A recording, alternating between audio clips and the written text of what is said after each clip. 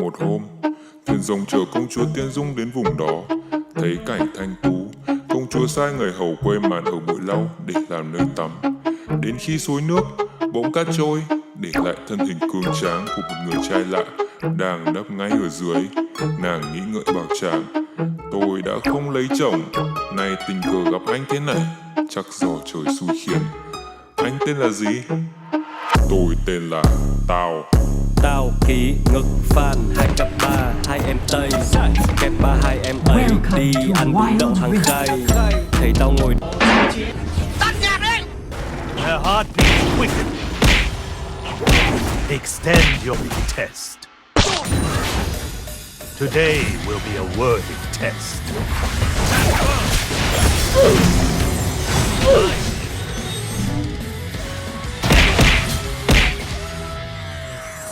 Speed.